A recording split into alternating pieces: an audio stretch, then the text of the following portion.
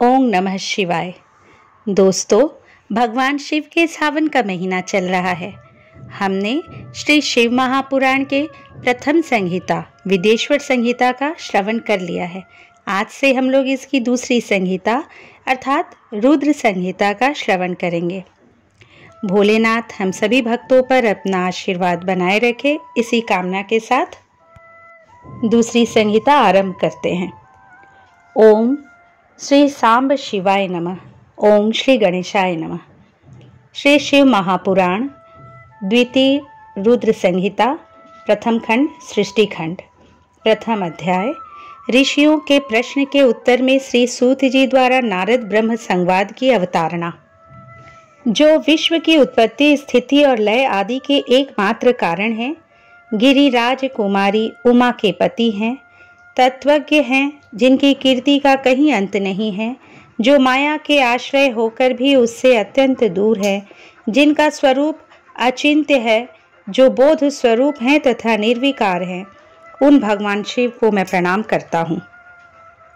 मैं स्वभाव से ही उन अनादि शांत स्वरूप पुरुषोत्तम शिव की वंदना करता हूँ, जो अपनी माया से इस संपूर्ण विश्व की सृष्टि करके आकाश की भांति इसके भीतर और बाहर भी स्थित है। जैसे लोहा चुंबक से आकृष्ट होकर उसके पास ही लटका रहता है, उसी प्रकार ये सारे जगत सदा सब ओर जिसके आसपास ही भ्रमण करते हैं, जिन्होंने अपने से ही इस प्रपंच को रचने की विधि बताई थी, जो सबके भीतर अंतर्यामी रूप से विराजमान है तथा जिनका अपना स्वरूप अत्यंत गूढ़ है, उन भगवान शिव की मैं सादर वंदना करता हूँ। व्यास जी बोले, जगत के पिता भगवान शिव, जगन माता कल्याण में पार्वती तथा उनके पुत्र गणेश जी को नमस्कार करके हम इस पुराण का वर्णन करते हैं। एक समय की बात है, नैमिषारण्य में निवास करने वाले शौनक आदि सभी मुनियों ने उत्तम भक्तिभाव के साथ सूत जी से पूछा। ऋषिगण बोले, हे सूत जी, विदेश्वर संहिता की जो साध्य साधन खंड नाम वाली शुभ तथा उत्तम कथा है, उसे हम लोगों ने सुन लिया। उसका आदि भाग बहुत ही रमणीय है तथा वह शिव भक्तों पर भगवान शिव का वात्सल्य स्नेह प्रकट करने वाली है। हे महाभाग, हे सूत जी, हे तात, आप हम लोगों को सदाशिव भगवान शंकर की उत्तम कथा का वर्णन करा रहे हैं। अतएव आप चिरकाल तक जीवित रहें और सदा सुखी रहें। आपके मुख कमल से निकल रहे ज्ञानामृत का पूर्ण रूप से पान करते हुए भी हम लोग तृप्त नहीं हो पा रहे हैं। इसलिए हे अनघ, हम सब पुनः कुछ पूछना चाहते हैं। भगवान व्यास की कृपा से आप सर्वज्ञ एवं कृतकृत्य हैं। आपके लिए भूत भविष्य और वर्तमान का कुछ भी अज्ञात नहीं है, अर्थात सब कुछ आपको ज्ञात है। अपनी सद्भक्ति के द्वारा गुरु व्यास जी से परम कृपा को प्राप्त कर आप विशेष रूप से सब कुछ जान गए हैं और अपने संपूर्ण जीवन को भी कृतार्थ कर लिया है। हे विद्वन, अब आप भगवान शिव के परम उत्तम स्वरूप का वर्णन कीजिए, साथ ही शिव और पार्वती के दिव्य चरित्रों का पूर्ण रूप से श्रवण कराइए। निर्गुण महेश्वर लोक में सगुण रूप कैसे धारण करते हैं, हम सब लोग विचार करने पर भी शिव के तत्व को नहीं समझ पाते। सृष्टि के पूर्व में भगवान शिव किस प्रकार अपने स्वरूप से स्थित होते हैं, पुनः सृष्टि के मध्यकाल में वे भगवान किस तरह क्रीड़ा करते हुए सम्यक व्यवहार करते हैं। सृष्टि कल्प का अंत होने पर वे महेश्वर देव किस रूप में स्थित रहते हैं। लोक कल्याणकारी शंकर कैसे प्रसन्न होते हैं। प्रसन्न हुए महेश्वर अपने भक्तों तथा दूसरों को कौन सा उत्तम फल प्रदान करते हैं, यह सब हमसे कहिए। हमने सुना है कि भगवान शिव शीघ्र प्रसन्न हो जाते हैं। वे महान दयालु हैं, इसलिए वे अपने भक्तों का कष्ट नहीं देख सकते। ब्रह्मा, विष्णु और महेश, ये तीनों देवता शिव के ही अंग से उत्पन्न हुए हैं। इनमें महेश तो पूर्णांश है, वे स्वयं ही दूसरे शिव हैं। आप उनके प्राकट्य की कथा तथा उनके विशेष चरित्रों का वर्णन कीजिए। हे प्रभु, आप उमा के आविर्भाव और उनके विवाह की भी कथा कहिए, विशेषतः उनके गार्हस्थ्य धर्म का और अन्य लीलाओं का भी वर्णन कीजिए।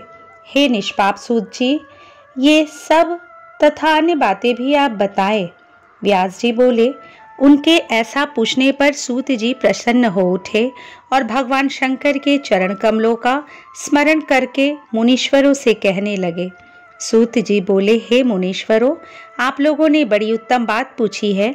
आप लोग धन्य हैं जो कि भगवान सदाशिव की कथा में आप लोगों की आंतरिक निष्ठा हुई है।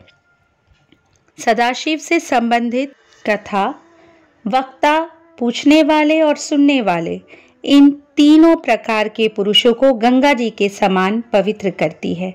हे द्विजो, पशुओं की हिंसा करने वाले निष्ठुर कसाई के सिवा दूसरा कौन पुरुष तीनों प्रकार के लोगों को सदा आनंद देने वाले शिव गुणानुवाद को सुनने से ऊब सकता है?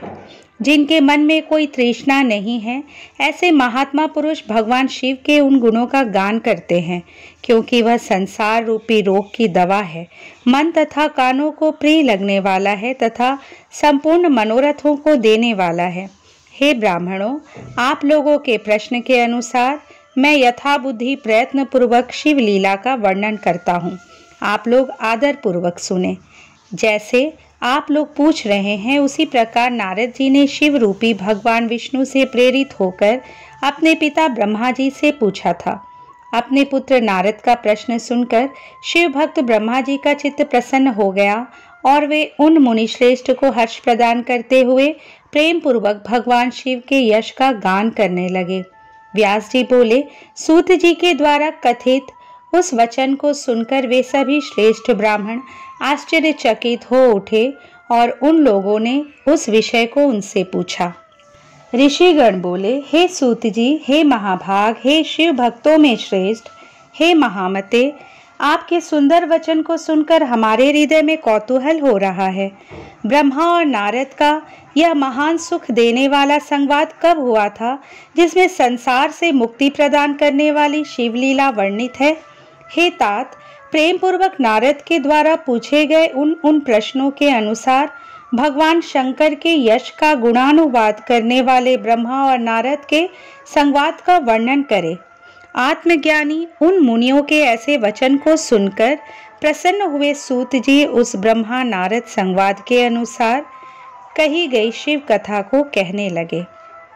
इस प्रकार श्री शिव महापुराण के अंतर्गत द्वितीय रुद्र संहिता के सृष्टि खंड में मुनि प्रश्न वर्णन नामक पहला अध्याय पूर्ण हुआ। द्वितीय अध्याय नारद मुनि की तपस्या, इंद्र द्वारा तपस्या में विघ्न उपस्थित करना, नारद का काम पर विजय पाना और अहंकार से युक्त होकर ब्रह्मा विष्णु और रुद्र से अपने तप का कथन। सूत जी बोले, हे मुनियों, एक समय की बात है, ब्रह्मा जी के पुत्र मुनि शिरोमणि विनीत चित्त नारद जी ने तपस्या के लिए मन में विचार किया। हिमालय पर्वत में कोई एक परम शोभा संपन्न गुफा थी, जिसके निकट देव नदी गंगा निरंतर वेग पूर्वक बहती थी। वहाँ एक महान दिव्य आश्रम था, जो नाना प्रकार की शोभा से सुशोभित था। वे दिव्यदर्शी नारद जी तपस्या करने के लिए वहाँ गए। उस गुफा को देखकर मुनिवर नारद जी बड़े प्रसन्न हुए और सुदीर्घ काल तक वहाँ तपस्या करते रहे। उनका अंतःकरण शुद्ध था। वे दृढ़ता पूर्वक आसन बांधकर मौन हो प्राणायाम पूर्वक समाधि में स्थित हो गए। हे ब्राह्मणों, उन्होंने वह समाधि लगाई जिसमें ब्रह्म का साक्षात्कार कराने वाला अहम ब्रह्मास्मि अर्थात मैं ब्रह्म हूँ, यह विज्ञान प्रकट होता है। मुनिवर नारद जी जब इस प्रकार तपस्या करने लगे, तब देवराज इंद्र कांप उठे और मानसिक संताप से व्याकुल हो गए। वे नारद मुनि मेरा राज्य लेना चाहते हैं, मन ही मन ऐसा सोचकर इंद्र ने उनकी तपस्या में विघ्न डालने के लिए प्रयत्न करने की इच्छा की। उस समय देवनायक इंद्र ने मन से कामदेव का स्मरण किया। स्मरण करते ही समान बुद्धि वाले कामदेव अपनी पत्नी रति के साथ आ गए। आए हुए कामदेव को देखकर कपट बुद्धि देवराज इंद्र शीघ्र ही स्वार्थ के लिए उनको संबोधित करते हुए कहने लगे। इंद्र बोले, मित्रों में श्रेष्ठ, हे महावीर, हे सर्वदा हितकारक, तुम प्रेम पूर्वक मेरे वचनों को सुनो और मेरी सहायता करो। हे मित्र, तुम्हारे बल से मैंने बहुत लोगों की तपस्या का गर्व नष्ट किया है। तुम्हारी कृपा से ही मेरा यह राज्य स्थिर है। पूर्ण रूप से संयमित होकर दृढ़ निश्चयी देवर्षि नारद मन से विश्वेश्वर भगवान शंकर की प्राप्ति का लक्ष्य बनाकर हिमालय की गुफा में तपस्या कर रहे हैं। मुझे यह शंका है कि तपस्या से प्रसन्न ब्रह्मा से वे मेरा राज्य ही ना मांग ले। आज ही तुम वहां चले जाओ और उनकी तपस्या में विघ्न डालो। इंद्र से ऐसी आज्ञा पाकर वे कामदेव वसंत को साथ लेकर बड़े गर्व से उस स्थान पर गए और अपना उपाय करने लगे। उन्होंने वहां शीघ्र ही अपनी सारी कलाएं रच डाली। वसंत ने भी मदमत होकर अनेक प्रकार से अपना प्रभाव प्रकट किया। हे मुनिवरों, कामदेव और वसंत के अथक प्रयत्न करने पर भी नारद मुनि के चित्त में विकार नहीं उत्पन्न हुआ। महादेव जी के अनुग्रह से उन दोनों का गर्व चूर्ण हो गया। हे शौनक आदि महर्षियों, ऐसा होने में जो कारण था उसे आदरपूर्वक सुनिए। महादेव जी की कृपा से ही नारद मुनि पर कामदेव का कोई प्रभाव नहीं पड़ा। पहले उसी आश्रम में कामशत्रु भगवान शिव ने उत्तम तपस्या की थी और वहीं पर उन्होंने मुनियों की तपस्या का नाश करने वाले कामदेव को शीघ्र ही भस्म कर डाला था। उस समय रति ने कामदेव को पुनः जीवित करने के लिए देवताओं से प्रार्थना की। तब देवताओं ने समस्त लोगों का कल्याण करने वाले भगवान शंकर से याचना की। इस पर वे बोले, हे देवताओं, कुछ समय व्यतीत होने के बाद कामदेव जीवित तो हो जाएंगे, परंतु यहाँ उनका कोई उपाय नहीं चल सकेगा। हे अमरगण, यहाँ खड़े होकर लोग चारों ओर जितनी दूर तक की भूमि को नेत्रों से देख पाते हैं, वहां तक कामदेव के बाणों का प्रभाव नहीं चल सकेगा, इसमें संशय नहीं है। भगवान शंकर की इस उक्ति के अनुसार उस समय वहां नारद जी के प्रति कामदेव का अपना प्रभाव मिथ्या सिद्ध हुआ। वे शीघ्र ही स्वर्गलोक में इंद्र के पास लौट आए। वहां कामदेव ने अपना सारा वृतांत और मुनि का प्रभाव कह दिया। तत्पश्चात इंद्र की आज्ञा से वे वसंत के साथ अपने स्थान को लौट गए। उस समय देवराज इंद्र को बड़ा विस्मय हुआ। उन्होंने नारद जी की भूरी भूरी प्रशंसा की, परंतु शिव की माया से मोहित होने के कारण वे उस पूर्व वृत्तांत का स्मरण न कर सके। वास्तव में इस संसार में सभी प्राणियों के लिए शंभु की माया को जानना अत्यंत कठिन है। जिसने अपने आप को शिव को समर्पित कर दिया है, उस भक्त को छोड़कर शेष संपूर्ण जगत उनकी माया से मोहित हो जाता है। नारद जी भी भगवान शंकर की कृपा से वहां चिरकाल तक तपस्या में लगे रहे। अंत में अपनी तपस्या को पूर्ण हुआ जानकर वे मुनि उससे विरत हो गए। कामदेव पर अपनी विजय मानकर उन मुनीश्वर को व्यर्थ ही गर्व हो गया। भगवान शिव की माया से मोहित होने के कारण उन्हें यथार्थ बात का ज्ञान नहीं रहा। हे मुनिश्रेष्ठों, भगवान शंभु की महामाया धन्य है, धन्य है। ब्रह्मा विष्णु आदि देव भी उसकी गति को नहीं देख पाते हैं। उस माया से अत्यंत मोहित मुनि शिरोमणि नारद गर्व युक्त होकर अपना काम विजय संबंधी वृतांत बताने के लिए तुरंत ही कैलाश पर्वत पर गए। वहां रुद्रदेव को नमस्कार करके गर्व से भरे हुए मुनि ने अपने आप को महात्मा, प्रभु तथा काम जेता मानकर उनसे अपना सारा वृतांत कहा। यह सुनकर भक्त वत्सल शंकर जी अपनी माया से मोहित वास्तविक कारण से अनभिज्ञ तथा भ्रष्ट चित्त नारद से कहने लगे। रुद्र बोले, हे तात, हे नारद, हे प्राज्ञ, तुम धन्य हो। मेरी बात सुनो। अब से फिर कभी ऐसी बात कहीं भी ना कहना और विशेषतः भगवान विष्णु के सामने तो इसकी चर्चा कदापि ना करना। तुमने मुझसे अपना जो वृतांत बताया है उसे पूछने पर भी दूसरों के सामने ना कहना। यह सिद्धि संबंधी वृतांत सर्वथा गुप्त रखने योग्य है, इसे कभी किसी से प्रकट नहीं करना चाहिए। तुम मुझे विशेष प्रिय हो, इसलिए अधिक जोर देकर मैं तुम्हें यह शिक्षा देता हूँ, क्योंकि तुम भगवान विष्णु के भक्त हो और उनके भक्त होते हुए मेरे अत्यंत अनुगामी हो। इस प्रकार बहुत कुछ कहकर संसार की सृष्टि करने वाले भगवान रुद्र ने नारद जी को शिक्षा दी, परंतु शिव की माया से मोहित होने के कारण नारद जी ने उनकी दी हुई शिक्षा को अपने लिए हितकर नहीं माना। भावी कर्मगति अत्यंत बलवान होती है, उसे बुद्धिमान लोग ही जान सकते हैं। भगवान शिव की इच्छा को कोई भी मनुष्य नहीं टाल सकता। तदंतर मुनि शिरोमणि नारद ब्रह्मलोक में गए। वहां ब्रह्मा जी को नमस्कार करके उन्होंने अपने तपोबल से कामदेव को जीत लेने की बात कही। उनकी वह बात सुनकर ब्रह्मा जी ने भगवान शिव के चरणार विंदों को स्मरण करके और समस्त कारण जानकर अपने पुत्र को यह सब कहने से मना किया। नारद जी शिव की माया से मोहित थे, अतः उनके चित्त में मद का अंकुर जम गया था। इसलिए ज्ञानियों में श्रेष्ठ नारद जी ने ब्रह्मा जी की बात को अपने लिए हितकर नहीं समझा। इस लोक में शिव की जैसी इच्छा होती है वैसा ही होता है। समस्त विश्व उन्हीं की इच्छा के अधीन है और उन्हीं की वाणी रूपी तंत्री से बंधा हुआ है। तब नष्ट बुद्धि वाले नारद जी अपना सारा वृतांत गर्वपूर्वक भगवान विष्णु के सामने कहने के लिए वहां से शीघ्र ही विष्णु लोक में गए। नारद मुनि को आते देखकर भगवान विष्णु बड़े आदर से उठकर शीघ्र ही आगे बढ़े और उन्होंने मुनि को हृदय से लगा लिया। उन्हें मुनि के आगमन के हेतु का ज्ञान पहले से ही था। नारद जी को अपने आसन पर बैठाकर भगवान शिव के चरणार विंदों का स्मरण करके श्री हरि उनसे यथार्थ तथा गर्वनाशक वचन कहने लगे। विष्णु बोले, हे तात, आप कहाँ से आ रहे हैं? यहाँ किस लिए आपका आगमन हुआ है? हे मुनि श्रेष्ठ, आप धन्य हैं। आपके शुभागमन से मैं पवित्र हो गया। भगवान विष्णु का यह वचन सुनकर गर्व से भरे हुए नारद मुनि ने मद से मोहित होकर अपना सारा वृत्तांत बड़े अभिमान के साथ बताया।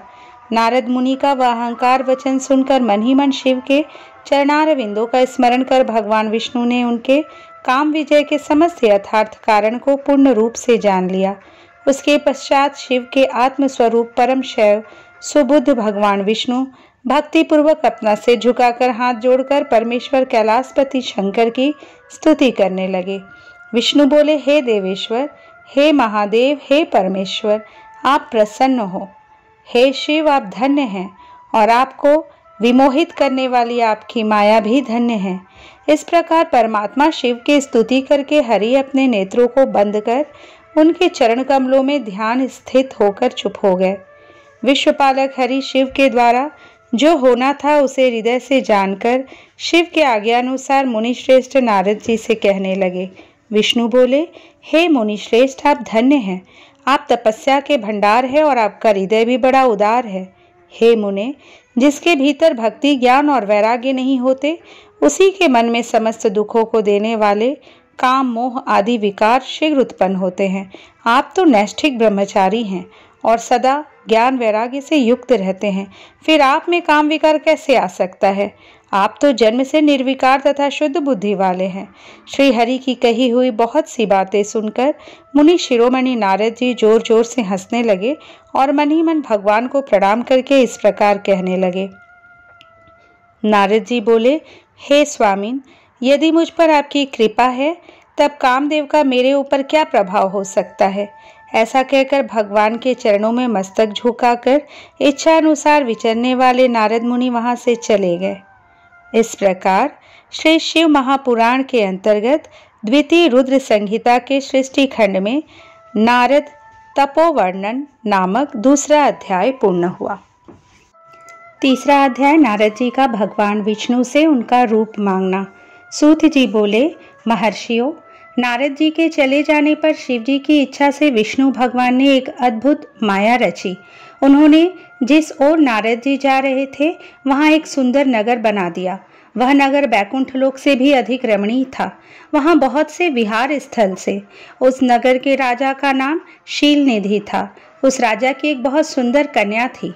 उन्होंने अपनी पुत्री के लिए स्वयंवर का आयोजन किया था। उनकी कन्या का वरण करने के लिए उत्सुक बहुत से राजकुमार पधारे थे। वहां बहुत चहल पहल थी। इस नगर की शोभा देखते ही नारद जी का मन मोहित हो गया। जब राजा शीलनिधि ने नारद जी को आते देखा तो उन्हें सादर प्रणाम करके स्वर्ण सिंहासन पर बैठाकर उनकी पूजा की। फिर अपनी देव सुंदरी कन्या को बुलाया, जिसने महर्षि के चरणों में प्रणाम किया। नारद जी से उसका परिचय कराते हुए शीलनिधि ने निवेदन किया, महर्षि, यह मेरी पुत्री श्रीमती है। इसके स्वयंवर का आयोजन किया गया है। इस कन्या के गुण दोषों को बताने की कृपा कीजिए। राजा के ऐसे वचन सुनकर नारद जी बोले, राजन, आपकी कन्या साक्षात लक्ष्मी है। इसका भावी पति भगवान शिव के समान वैभवशाली, त्रिलोक जयी वीर तथा कामदेव को भी जीतने वाला होगा। ऐसा कहकर नारद मुनि वहां से चल दिए। शिव की माया के कारण वे काम के वशीभूत हो सोचने लगे कि राजकुमारी को कैसे प्राप्त करूं। स्वयंवर में आए हुए सुंदर एवं वैभवशाली राजाओं को छोड़कर भला यह मेरा वरण कैसे करेगी। वे सोचने लगे कि नारियों को सौंदर्य बहुत प्रिय होता है। सौंदर्य को देखकर ही श्रीमती मेरा वरण कर सकती है। ऐसा विचार कर नारद जी फिर विष्णु लोक में जा पहुंचे और उन्हें राजा शीलनिधि की कन्या के स्वयंवर के बारे में बताया तथा उस कन्या के साथ विवाह करने की इच्छा व्यक्त की। उन्होंने विष्णु से प्रार्थना की कि वे अपना रूप उन्हें प्रदान करें ताकि श्रीमती उन्हें ही वरे। सूत जी कहते हैं, महर्षियों, नारद मुनि की ऐसी बात सुनकर भगवान मधुसूदन हंस पड़े और भगवान शंकर के प्रभाव का अनुभव करके उन्होंने इस प्रकार उत्तर दिया। भगवान विष्णु बोले, हे नारद, वहां आप अवश्य जाइए। मैं आपका हित उसी प्रकार करूंगा जिस प्रकार पीड़ित व्यक्ति का श्रेष्ठ वैद्य करता है, क्योंकि तुम मुझे विशेष प्रिय हो।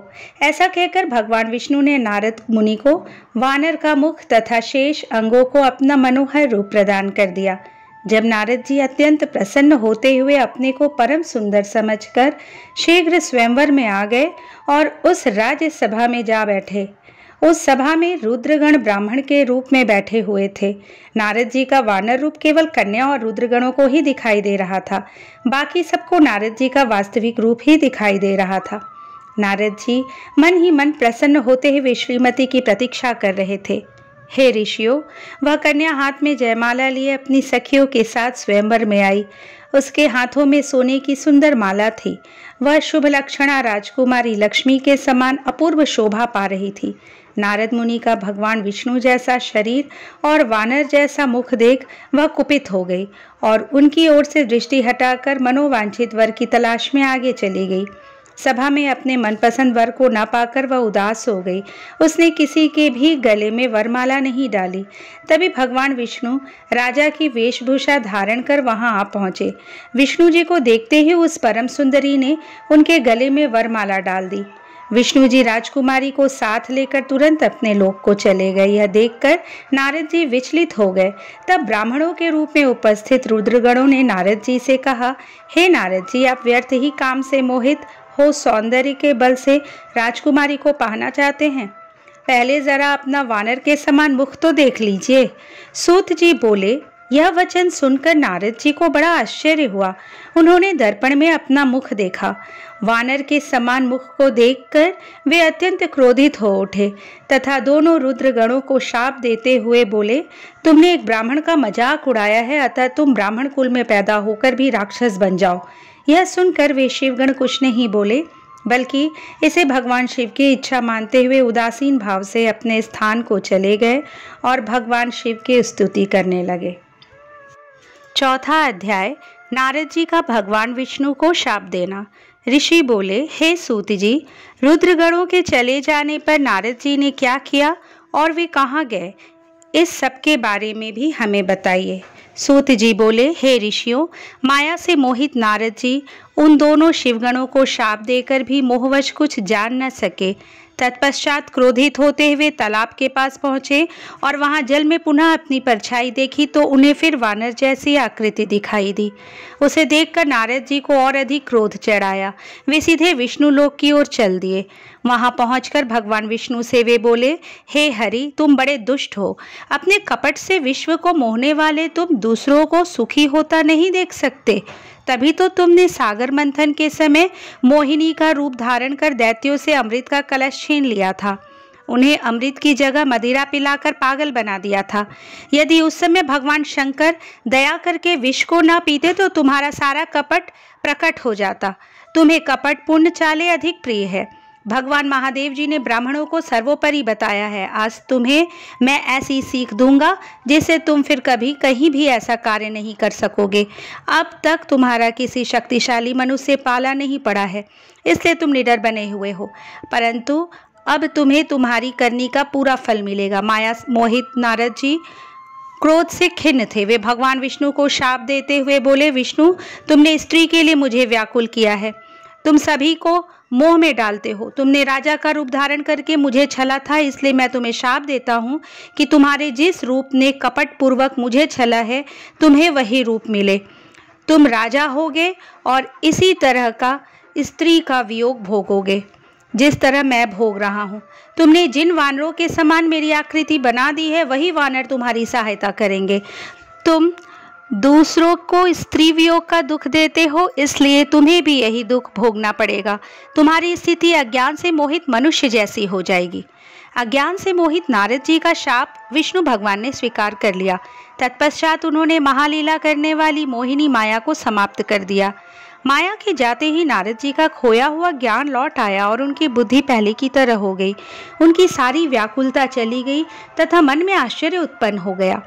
यह सब जानकर नारद जी बहुत पछताने लगे और अपने को धिक्कारते हुए भगवान विष्णु के चरणों में गिर पड़े और उनसे क्षमा मांगने लगे। नारद जी कहने लगे कि मैंने अज्ञानवश होकर और माया के कारण आपको जो शाप दे दिया है वह झूठा हो जाए। भगवान, मेरी बुद्धि खराब हो गई थी। जो मैंने आपके लिए बुरे वचन अपनी जुबान से निकाले, मैंने बहुत बड़ा पाप किया है। हे प्रभु, मुझ पर कृपा कर मुझे ऐसा कोई उपाय बताइए जिससे मेरा सारा पाप नष्ट हो जाए। कृपया मुझे प्रायश्चित का तरीका बताइए। तब श्री विष्णु ने उन्हें उठाकर मधुर वाणी में कहा, हे महर्षि, आप दुखी ना हो। आप मेरे श्रेष्ठ भक्त हैं, इसमें कोई संदेह नहीं है। नारद जी, आप चिंता मत कीजिए, आप परम धन्य हैं। आपने अहंकार के वशीभूत होकर भगवान शिव की आज्ञा का पालन नहीं किया था, इसलिए उन्होंने ही आपका गर्व नष्ट करने के लिए यह लीला रची थी। वे निर्गुण और निर्विकार है और सत, रज और तम आदि गुणों से परे हैं। उन्होंने अपनी माया से ब्रह्मा, विष्णु और महेश तीनों रूपों को प्रकट किया है।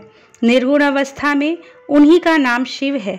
वे ही परमात्मा, महेश्वर, परब्रह्म, अविनाशी, अनंत और महादेव नामों से जाने जाते हैं। उन्हीं की आज्ञा से ब्रह्मा जी जगत के सृष्टा हुए हैं। मैं तीनों लोकों का पालन करता हूँ और शिव जी रुद्र रूप में सबका संहार करते हैं। वे शिव स्वरूप सबके साक्षी हैं। वे माया से भिन्न और निर्गुण हैं। वे अपने भक्तों पर सदा दया करते हैं। मैं तुम्हें समस्त पापों का नाश करने वाला, भोग एवं मोक्ष प्रदान करने वाला उपाय बताता हूँ। अपने सारे शकों एवं चिंताओं को त्याग कर भगवान शंकर की यश और कीर्ति का गुणगान करो और सदा अनन्य भाव से शिवजी के शतनाम स्तोत्र का पाठ करो। उनकी उपासना करो तथा प्रतिदिन उनकी पूजा अर्चना करो। जो मनुष्य शरीर, मन और वाणी द्वारा भगवान शिव की उपासना करते हैं, उन्हें पंडित या ज्ञानी कहा जाता है। जो मनुष्य शिवजी की भक्ति करते हैं, उन्हें संसार रूपी भवसागर से तत्काल मुक्ति मिल जाती है। जो लोग पाप रूपी दावानल से पीड़ित हैं, उन्हें शिव नाम रूपी अमृत का पान करना चाहिए। वेदों का पूर्ण ज्ञान प्राप्त करने के पश्चात ही ज्ञानी मनुष्यों ने शिवजी की पूजा को जन्म मरण रूपी बंधनों से मुक्त होने का सर्वश्रेष्ठ साधन बताया है। इसलिए आज से ही रोज भगवान शिव की कथा सुनो और कहा करो तथा उनका पूजन किया करो। अपने हृदय में भगवान शिव के चरणों की स्थापना करो तथा उनके तीर्थों में निवास करते हुए उनकी स्तुति कर उनका गुणगान करो। इसके बाद नारद जी, तुम मेरी आज्ञा से अपने मनोरथ की सिद्धि के लिए ब्रह्मलोक जाना। वहाँ अपने पिता ब्रह्मा जी की स्तुति करके उनसे शिव महिमा के बारे में पूछना। ब्रह्मा जी शिव भक्तों में श्रेष्ठ हैं। वे तुम्हें भगवान शंकर का महात्म्य और शतनाम स्तोत्र अवश्य सुनाएंगे। आज से तुम शिव भक्ति में लीन हो जाओ, वे अवश्य तुम्हारा कल्याण करेंगे। यह कहकर विष्णु जी अंतर्धान हो गए। 5वां अध्याय, नारद जी का शिव तीर्थों में भ्रमण व ब्रह्मा जी से प्रश्न। सूत जी बोले, महर्षियों, भगवान श्री हरि के अंतर्धान हो जाने पर मुनि श्रेष्ठ नारद शिवलिंगों का भक्तिपूर्वक दर्शन करने के लिए निकल गए। इस प्रकार भक्ति मुक्ति देने वाले अनेक शिवलिंगों को उन्होंने दर्शन किए। जब उन रुद्रगणों ने नारद जी को वहां देखा तो वे दोनों गण अपने शाप की मुक्ति के लिए उनके चरणों पर गिर पड़े और उनसे प्रार्थना करने लगे कि वे उनका उद्धार करें। नारद मुने, हम आपके अपराधी हैं। राजकुमारी श्रीमती के स्वयंवर में आपका मन माया से मोहित था। उस समय भगवान शिव की प्रेरणा से आपने हमें शाप दे दिया था। अब आप हमारी जीवन रक्षा का उपाय कीजिए। हमने अपने कर्मों का फल भोग लिया है। कृपा कर हम पर प्रसन्न होकर हमें शाप मुक्त कीजिए। नारद जी ने कहा, हे रुद्रगणों, आप महादेव के गण हैं एवं सभी के लिए आदरणीय हैं। उस समय भगवान शिव की इच्छा से मेरी बुद्धि भ्रष्ट हो गई थी, इसलिए मोहवश मैंने आपको शाप दे दिया था। आप लोग मेरे इस अपराध को क्षमा कर दे, परंतु मेरा वचन झूठा नहीं हो सकता, इसलिए मैं आपको शाप से मुक्ति का उपाय बताता हूँ। मुनिवर, विश्रवा के वीर्य द्वारा तुम एक राक्षसी के गर्भ में जन्म लोगे। समस्त दिशाओं में रावण और कुंभकर्ण के नाम से प्रसिद्ध पाओगे। राक्षस राज का पद प्राप्त करोगे। तुम बलवान व वैभव से युक्त हो जाओगे। तुम्हारा प्रताप सभी लोकों में फैलेगा। समस्त ब्रह्मांड के राजा होकर भी भगवान शिव के परम भक्त में होगे। भगवान शिव के ही दूसरे स्वरूप श्री विष्णु के अवतार के हाथों से मृत्यु पाकर तुम्हारा उद्धार होगा तथा फिर अपने पद पर प्रतिष्ठित हो जाओगे। सूत जी कहने लगे कि इस प्रकार नारद जी का कथन सुनकर वे दोनों रुद्रगण प्रसन्न होते हुए वहां से चले गए और नारद जी भी आनंद से सराबोर हो मन ही मन शिव जी का ध्यान करते हुए शिव तीर्थों का दर्शन करने लगे। इसी प्रकार भ्रमण करते करते वे शिव की प्रिय नगरी काशीपुरी में पहुंचे और काशीनाथ का दर्शन कर उनकी पूजा उपासना की। श्री नारद जी शिव जी की भक्ति में डूबे उनका स्मरण करते हुए ब्रह्मलोक को चले गए। वहां पहुंचकर उन्होंने ब्रह्मा जी को आदरपूर्वक नमस्कार किया और उनकी स्तुति करने लगे। उस समय उनका हृदय शुद्ध हो चुका था और उनके हृदय में शिव जी के प्रति भक्ति भावना ही थी और कुछ नहीं। नारद जी बोले, हे पितामह, आप तो परब्रह्म परमात्मा के स्वरूप को अच्छी तरह से जानते हो। आपकी कृपा से मैंने भगवान विष्णु के महात्म्य का ज्ञान प्राप्त किया है एवं भक्ति मार्ग, ज्ञान मार्ग, तपो मार्ग, दान मार्ग तथा तीर्थ मार्ग के बारे में जाना है, परंतु मैं शिव तत्व के ज्ञान को अभी तक नहीं जान पाया हूँ। मैं उनकी पूजा विधि को भी नहीं जानता हूँ, अतः अब मैं उनके बारे में सभी कुछ जानना चाहता हूँ। मैं भगवान शिव के विभिन्न चरित्रों, उनके स्वरूप तथा वे सृष्टि के आरंभ में, मध्य में किस रूप में थे, उनकी लीलाएं कैसी होती हैं और प्रलय काल में भगवान शिव कहाँ निवास करते हैं, उनका विवाह तथा उनके पुत्र कार्तिकेय के जन्म आदि की कथाएं मैं आपके श्रीमुख से सुनना चाहता हूँ। भगवान शिव कैसे प्रसन्न होते हैं और प्रसन्न होने पर क्या क्या प्रदान करते हैं, इस संपूर्ण वृतांत को मुझे बताने की कृपा करें। अपने पुत्र नारद की ये बातें सुनकर पितामह ब्रह्मा बहुत प्रसन्न हुए। छठा अध्याय, ब्रह्मा जी द्वारा शिव तत्व का वर्णन। ब्रह्मा जी ने कहा, हे नारद, तुम सदैव जगत के उपकार में लगे रहते हो। तुमने जगत के लोगों के हित के लिए बहुत उत्तम बात पूछी है, जिसके सुनने से मनुष्य के सब जन्मों के पापों का नाश हो जाता है। उस परब्रह्म शिव तत्व का वर्णन मैं तुम्हारे लिए कर रहा हूँ। शिव तत्व का स्वरूप बहुत सुंदर और अद्भुत है। जिस समय महाप्रलय आई थी और पूरा संसार नष्ट हो गया था तथा चारों ओर सिर्फ अंधकार ही अंधकार था, आकाश व ब्रह्मांड तारों व ग्रहों से रहित होकर अंधकार में डूब गए थे। सूर्य और चंद्रमा दिखाई देने बंद हो गए थे। सभी ग्रहों और नक्षत्रों का कहीं पता नहीं चल रहा था। दिन रात, अग्नि जल कुछ भी नहीं था। प्रधान आकाश और अन्य तेज भी शून्य हो गए थे। शब्द, स्पर्श, गंध, रूप, रस का अभाव हो गया था। सत्य असत्य सब कुछ खत्म हो गया था। तब सिर्फ सत्य ही बचा था। उस तत्व को मुनिजन एवं योगी अपने हृदय के भीतर ही देखते हैं। वाणी, नाम, रूप, रंग आदि की वहां तक पहुंच नहीं है। उस परब्रह्म के विषय में ज्ञान और अज्ञान से किए गए संबोधन के द्वारा कुछ समय बाद अर्थात सृष्टि का समय आने पर एक से अनेक होने के संकल्प का उदय हुआ। तब उन्होंने अपनी लीला से मूर्ति की रचना की। वह मूर्ति संपूर्ण ऐश्वर्य तथा गुणों से युक्त, संपन्न, सर्व ज्ञानमयी एवं सब कुछ प्रदान करने वाली है। यही सदाशिव की मूर्ति है। सभी पंडित विद्वान इसी प्राचीन मूर्ति को ईश्वर कहते हैं। उसने अपने शरीर से स्वच्छ शरीर वाली एवं स्वरूप भूता शक्ति की रचना की। वही परम शक्ति प्रकृति गुणमयी और बुद्धित्व की जननी कहलाई। उसे शक्ति अंबिका प्रकृति संपूर्ण लोकों की जननी, त्रिदेवों की माता, नित्या और मूल कारण भी कहते हैं। उसकी 8 भुजाओं एवं मुख की शोभा विचित्र है। उसके मुख के सामने चंद्रमा की कांति भी क्षीण हो जाती है। विभिन्न प्रकार के आभूषण एवं गतियां देवी की शोभा बढ़ाती हैं। वे अनेक प्रकार के अस्त्र शस्त्र धारण किए हुए हैं। सदाशिव को ही सब मनुष्य परम पुरुष ईश्वर, शिव, शंभु और महेश्वर कहकर पुकारते हैं। उनके मस्तक पर गंगा, भाल में चंद्रमा और मुख में 3 नेत्र शोभा पाते हैं। उनके 5 मुख है तथा 10 भुजाओं के स्वामी एवं त्रिशूलधारी हैं। वे अपने शरीर में भस्म लगाए हैं। उन्होंने शिवलोक नामक क्षेत्र का निर्माण किया है। यह परम पावन स्थान काशी नाम से जाना जाता है। यह परम मोक्षदायक स्थान है। इस क्षेत्र में परम आनंद रूप शिव पार्वती सहित निवास करते हैं। शिव और शिवा ने प्रलय काल में भी उस स्थान को नहीं छोड़ा, इसलिए शिव जी ने इसका नाम आनंद वन रखा है। एक दिन आनंद वन में घूमते समय शिव शिवा के मन में किसी दूसरे पुरुष की रचना करने की इच्छा हुई। तब उन्होंने सोचा कि इसका भार किसी दूसरे व्यक्ति को सौंपकर हम यहीं काशी में विराजमान करेंगे। ऐसा सोचकर उन्होंने अपने वाम भाग के 10वें अंग पर अमृत मल दिया, जिससे एक सुंदर पुरुष वहां प्रकट हुआ, जो शांत और सत्व गुणों से युक्त एवं गंभीरता का अथाह सागर था। उसकी कांति इंद्रनील मणि के समान श्याम थी। उसका पूरा शरीर दिव्य शोभा से चमक रहा था तथा नेत्र कमल के समान थे। उसने हाथ जोड़कर भगवान शिव और शिवा को प्रणाम किया तथा प्रार्थना की कि मेरा नाम निश्चित कीजिए। यह सुनकर भगवान विष्णु हंसकर बोले कि सर्वत्र व्यापक होने से तुम्हारा नाम विष्णु होगा।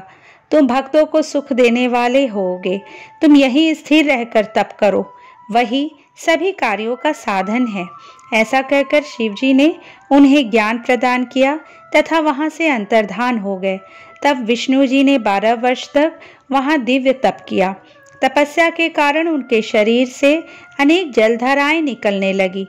उस जल से सारा सुना आकाश व्याप्त हो गया। वह ब्रह्म रूप जल अपने स्पर्श मात्र से पापों का नाश करने वाला था। उस जल में भगवान विष्णु ने स्वयं शयन किया। नार अर्थात जल में निवास करने के कारण ही वे नारायण कहलाए। तभी से उन महात्मा से सब तत्वों की उत्पत्ति हुई। पहले प्रकृति से महान और उससे 3 गुण उत्पन्न हुए तथा उनसे अहंकार उत्पन्न हुआ। उससे शब्द, स्पर्श, रूप, रस और गंध तथा 5 भूत प्रकट हुए। उनसे ज्ञानेंद्रियां एवं कर्मेंद्रियां बनी। उस समय एक आकार 24 तत्व प्रकृति से प्रकट हुए एवं उनको ग्रहण करके परम पुरुष नारायण भगवान शिव जी की इच्छा से जल में सो गए। 7वां अध्याय विवादग्रस्त ब्रह्मा विष्णु के मध्य अग्नि स्तंभ का प्रकट होना। ब्रह्मा जी कहते हैं, हे देवर्षि, जब नारायण जल में शयन करने लगे तब शिव जी की इच्छा से विष्णु जी की नाभि से एक बहुत बड़ा कमल प्रकट हुआ। उसमें असंख्य नालदंड थे। वह पीले रंग का था और उसकी ऊंचाई भी कई योजन थी। कमल सुंदर, अद्भुत और संपूर्ण तत्वों से युक्त था। वह रमणीय और पुण्य दर्शनों के योग्य था। तत्पश्चात भगवान शिव ने मुझे अपने दाहिने अंग से उत्पन्न किया। उन महेश्वर ने अपनी माया से मोहित कर नारायण देव के नाभि कमल में मुझे डाल दिया और लीला पूर्वक मुझे प्रकट किया। इस प्रकार उस कमल से पुत्र के रूप में मुझे जन्म मिला।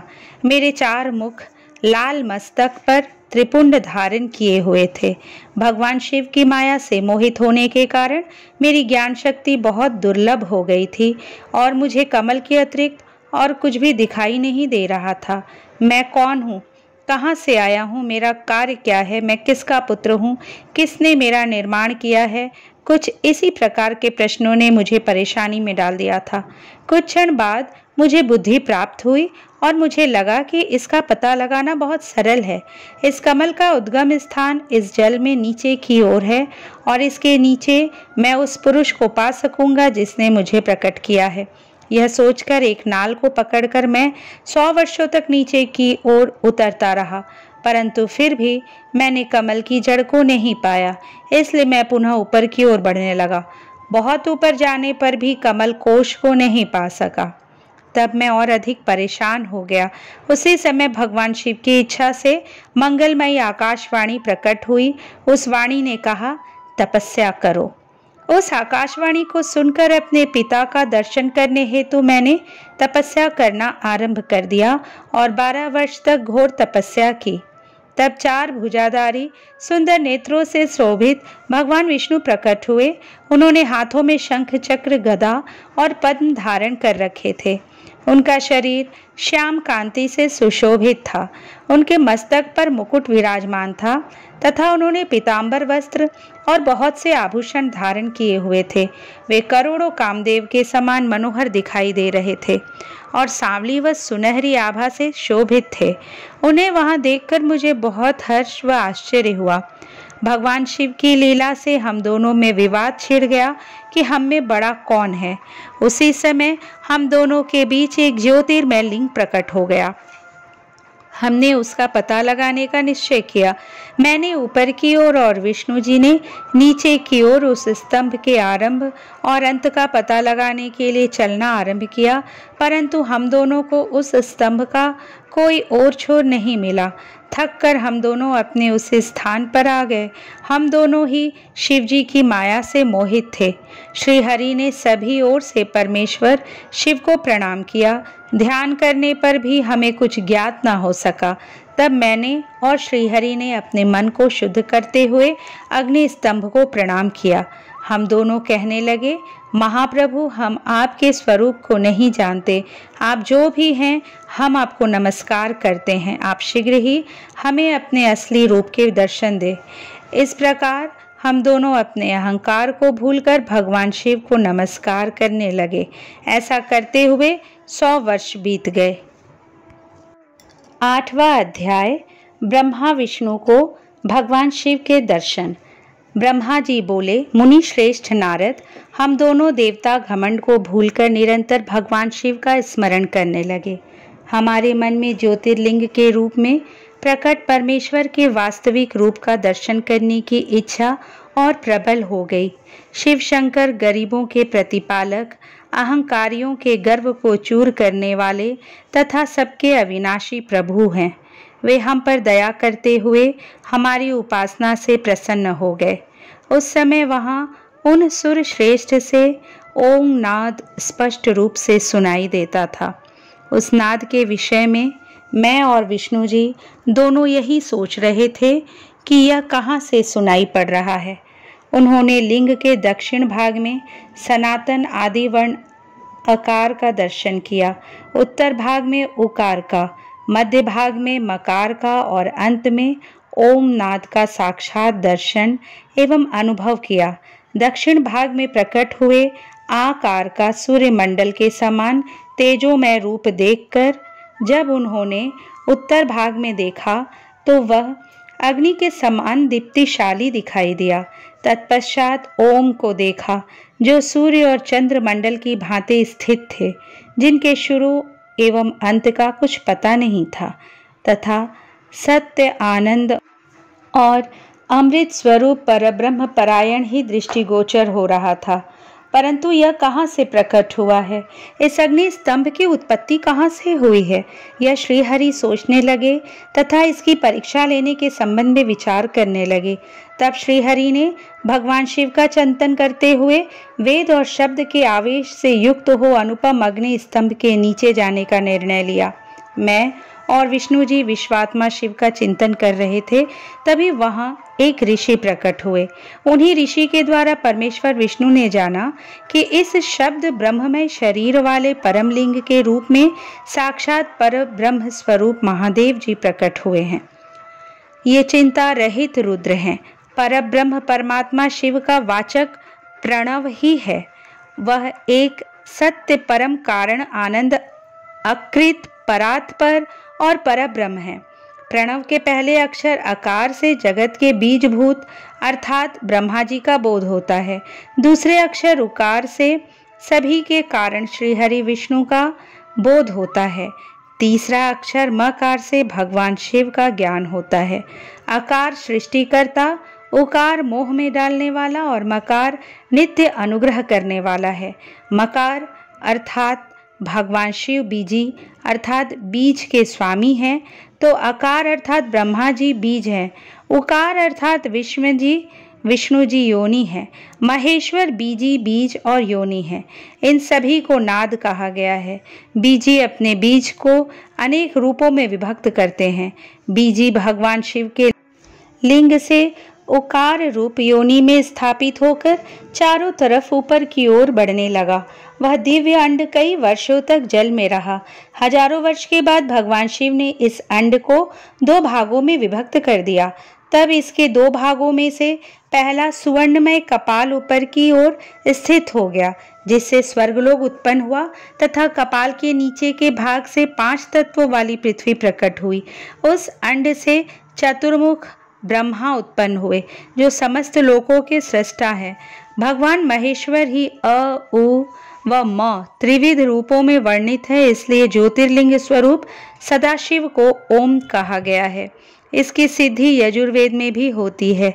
देवेश्वर शिव को जानकर विष्णु जी ने शक्ति संभूत मंत्रों द्वारा उत्तम एवं महान अभ्युदय से शोभित भगवान शिव की स्तुति करनी शुरू कर दी। इसी समय मैंने और विश्वपालक भगवान विष्णु ने एक अद्भुत व सुंदर रूप देखा, जिसके 5 मुख 10 भुजा, कपूर के समान गौरवर्ण, परम कांतिमय, अनेक आभूषणों से विभूषित, महान, उदार, महावीर्यवान और महापुरुषों के लक्षणों से युक्त था, जिसके दर्शन पाकर मैं और विष्णु जी धन्य हो गए। तब परमेश्वर महादेव भगवान प्रसन्न होकर अपने दिव्यमय रूप में स्थित हो गए। आकार उनका मस्तक और आकार ललाट है। इकार दाहिना और ईकार बायां नेत्र है। उकार दाहिना और ऊकार बायां कान है। ऋकार दायां और रीकार बायां गाल है। री और रिंग उनकी नाक के छिद्र है।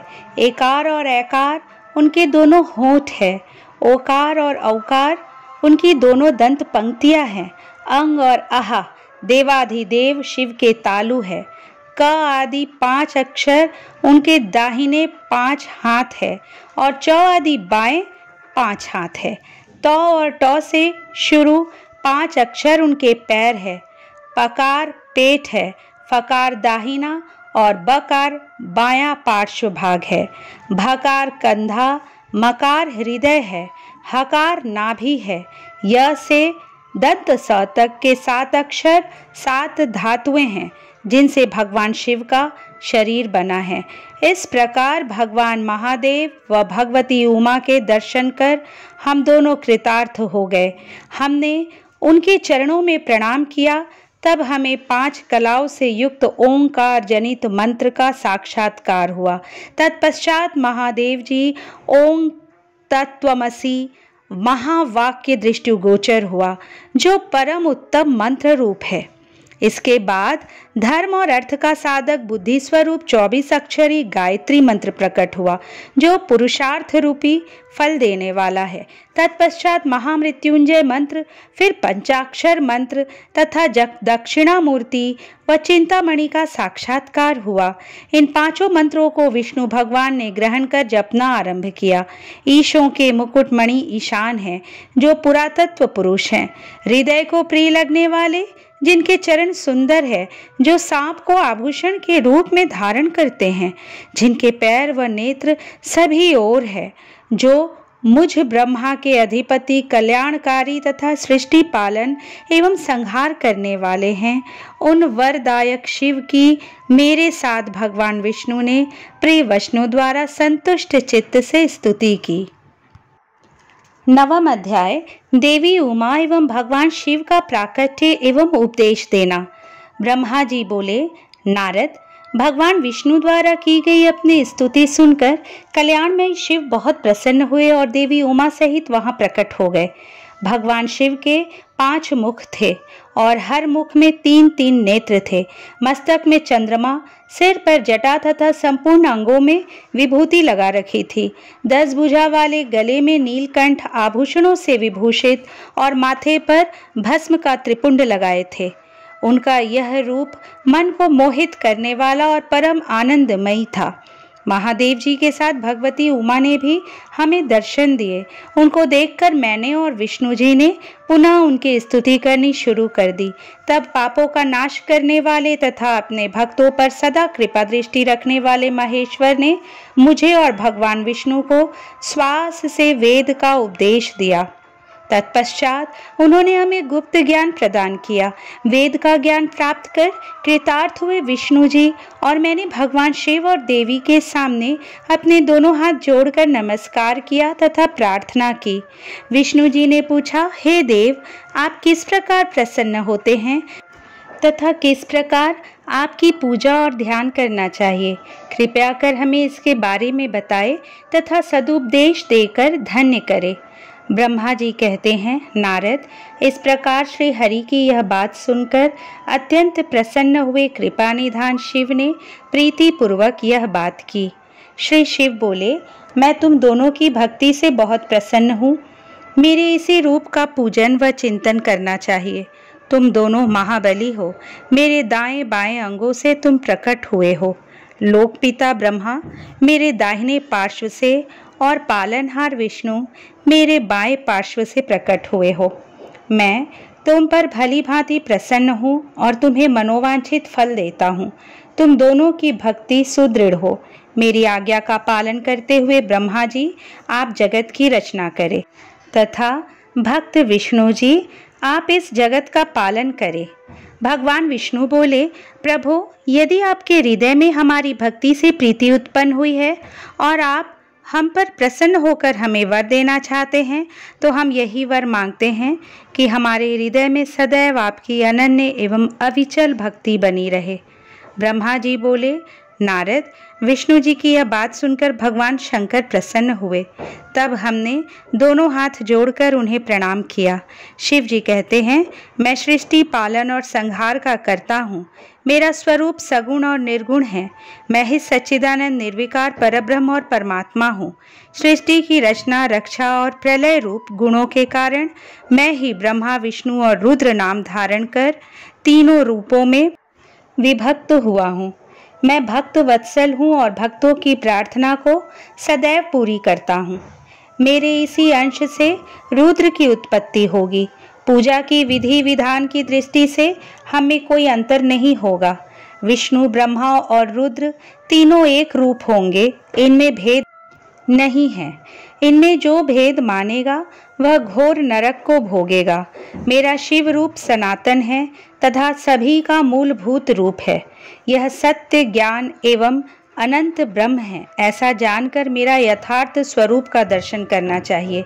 मैं स्वयं ब्रह्मा जी की भ्रिकुटी से प्रकट होऊंगा। ब्रह्मा जी, आप सृष्टि के निर्माता बनो। श्री हरि विष्णु इसका पालन करें तथा मेरे अंश से प्रकट होने वाले रुद्र प्रलय करने वाले हैं। उमा नाम से विख्यात परमेश्वरी प्रकृति देवी है। इन्हीं की शक्तिभूता वाग देवी सरस्वती ब्रह्मा जी की अर्धांगिनी होंगी और दूसरी देवी जो प्रकृति देवी से उत्पन्न होंगी लक्ष्मी रूप में विष्णु जी की शोभा बढ़ाएंगी तथा काली नाम से जो तीसरी शक्ति उत्पन्न होगी वह मेरे अंशभूत रुद्रदेव को प्राप्त होंगी। कार्य सिद्धि के लिए वे ज्योति रूप में प्रकट होंगी। उनका कार्य सृष्टि, पालन और संहार का संपादन है। मैं ही सृष्टि, पालन और संहार करने वाले रज आदि 3 गुणों द्वारा ब्रह्मा, विष्णु और रुद्र नाम से प्रसिद्ध हो 3 रूपों में प्रकट होता हूँ। तीनों लोकों का पालन करने वाले श्रीहरि अपने भीतर तमोगुण और बाहर सत्वगुण धारण करते हैं। त्रिलोक का संहार करने वाले रुद्रदेव भीतर सत्वगुण और बाहर तमोगुण धारण करते हैं तथा त्रिभुवन की सृष्टि करने वाले ब्रह्मा जी बाहर और भीतर से रजोगुणी हैं। इस प्रकार ब्रह्मा, विष्णु तथा रुद्र तीनों देवताओं में गुण हैं तो शिव गुणातीत माने जाते हैं। हे विष्णु, तुम मेरी आज्ञा से सृष्टि का प्रसन्नता पूर्वक पालन करो। ऐसा करने से तुम तीनों लोकों में पूजनीय होोगे। 10वां अध्याय। श्री हरि को सृष्टि की रक्षा का भार एवं त्रिदेव को आयुर्बल देना। परमेश्वर शिव बोले, हे उत्तम व्रत का पालन करने वाले विष्णु, तुम सर्वदा सब लोकों में पूजनीय और मान्य होगे। ब्रह्मा जी के द्वारा रचे लोक में कोई दुख या संकट होने पर दुखों और संकटों का नाश करने के लिए तुम सदा तत्पर रहना। तुम अनेकों अवतार ग्रहण कर जीवों का कल्याण कर अपनी कीर्ति का विस्तार करोगे। मैं तुम्हारे कार्यों में तुम्हारी सहायता करूंगा और तुम्हारे शत्रुओं का नाश करूंगा। तुम में और रुद्र में कोई अंतर नहीं है, तुम एक दूसरे के पूरक हो। जो मनुष्य रुद्र का भक्त होकर तुम्हारी निंदा करेगा, उसका पुण्य नष्ट हो जाएगा और उसे नरक भोगना पड़ेगा। मनुष्यों को तुम भोग और मोक्ष प्रदान करने वाले और उनके परम पूज्य देव होकर उनका निग्रह अनुग्रह आदि करोगे। ऐसा कहकर भगवान शिव ने मेरा हाथ विष्णु जी के हाथ में देकर कहा, तुम संकट के समय सदा इनकी सहायता करना तथा सभी को भोग और मोक्ष प्रदान करना तथा सभी मनुष्यों की कामनाओं को पूरा करना। तुम्हारी शरण में आने वाले मनुष्य को मेरा आश्रय भी मिलेगा तथा हम में भेद करने वाला मनुष्य नरक में जाएगा। ब्रह्मा जी कहते हैं, देवर्षि नारद, भगवान शिव का यह वचन सुनकर मैंने और भगवान विष्णु ने महादेव जी को प्रणाम कर धीरे से कहा, हे करुणा निधि भगवान शंकर, मैं आपकी आज्ञा मानकर सब कार्य करूँगा। मेरा जो भक्त आपकी निंदा करे उसे आप नरक प्रदान करे, आपका भक्त मुझे अत्यंत प्रिय है। महादेव जी बोले, अब ब्रह्मा विष्णु और रुद्र के आयुर्बल को सुनो। 4000 युग का ब्रह्मा का एक दिन होता है और 4000 युग की एक रात होती है। 30 दिन का एक महीना और 12 महीनों का एक वर्ष होता है। इस प्रकार के वर्ष प्रमाण से ब्रह्मा की 100 वर्ष की आयु होती है और ब्रह्मा का एक वर्ष विष्णु का एक दिन होता है। वह भी इसी प्रकार से 100 वर्ष जिएंगे तथा विष्णु का एक वर्ष रुद्र के एक दिन के बराबर होता है और वह भी इसी क्रम से 100 वर्ष तक स्थित रहेंगे। तब शिव के मुख से एक ऐसा श्वास प्रकट होता है जिसमें उनके 21,600 दिन और रात होते हैं। उनके 6 बार सांस अंदर लेने और छोड़ने का एक पल और 8 घड़ी और 60 घड़ी का एक दिन होता है। उनके सांसों की कोई संख्या नहीं है, इसलिए वे अक्षय हैं। अतः तुम मेरी आज्ञा से सृष्टि का पालन करो। उनके वचनों को सुनकर विष्णु जी ने उन्हें प्रणाम करते हुए कहा कि आपकी आज्ञा मेरे लिए शिरोधार्य है। यह सुनकर भगवान शिव ने उन्हें आशीर्वाद दिया और अंतर्धान हो गए। उसी समय से लिंग पूजा आरंभ हो गई। दोस्तों, हमने श्री शिव महापुराण के दूसरी संहिता अर्थात रुद्र संहिता के प्रथम खंड के 10वें अध्याय तक का श्रवण किया है। कल हम प्रथम खंड की समाप्ति करेंगे। दोस्तों, यदि वीडियो अच्छी लग रही हो तो प्लीज़ इसे लाइक कीजिए। अब तक अगर इस चैनल को सब्सक्राइब नहीं किए तो प्लीज़ सब्सक्राइब कर लीजिए। भगवान भोलेनाथ हम सभी के ऊपर अपनी कृपा दृष्टि सदा बनाए रखें। इसी मंगल कामना के साथ आपसे विदा लेती हूँ।